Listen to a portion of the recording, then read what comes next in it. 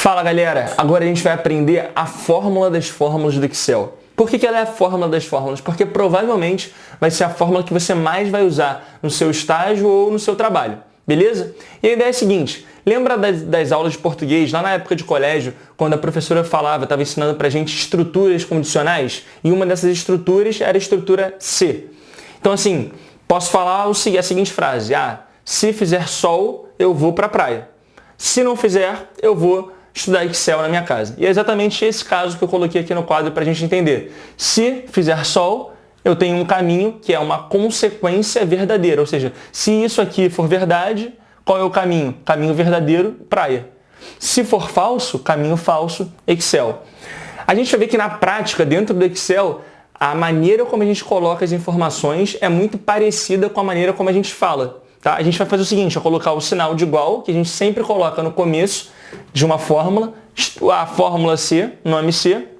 E aí o primeiro argumento da fórmula é o que a gente chama de teste lógico. Então, basicamente, é uma situação condicional, que pode ser verdadeira ou falsa. Se ela for verdadeira, a gente vai entrar aqui no segundo argumento, que é o valor ser verdadeiro.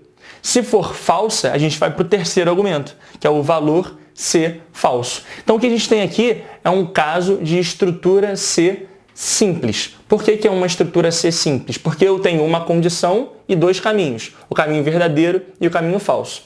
A gente vai ver mais para frente que existe também uma estrutura que a gente chama de estrutura composta de C, que é o C composto. Por exemplo, se eu tivesse uma situação que é assim, se fizer sol, eu vou para a praia.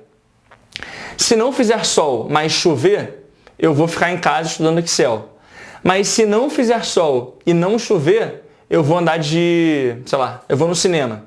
Então eu tenho três condições agora. Uma é ficar na praia, ir no cinema ou estudar Excel. E aí, para representar essa situação, quando eu tenho três ou mais situações, eu não consigo fazer usando só um teste lógico. Eu vou ter que usar mais do que um C. Mas isso é tema para um próximo vídeo. O importante é que nesse vídeo vocês entendam isso. Tem uma estrutura, um caminho verdadeiro, um caminho falso. O caminho verdadeiro me leva para o valor C verdadeiro. O caminho falso me leva para o valor C falso. E esse teste aqui costuma ser uma comparação. Então, dentro do Excel, que é o que a gente vai ver agora no próximo vídeo, vocês vão ver que a gente vai usar, basicamente, três sinais para conseguir fazer esse teste aqui, que é o igual, o maior ou o menor. Ou a gente vai usar combinados, né? O maior igual, o menor igual, entendeu? Então, sempre essa ideia aqui. Teste, valor verdadeiro e valor falso. Beleza? Um abraço.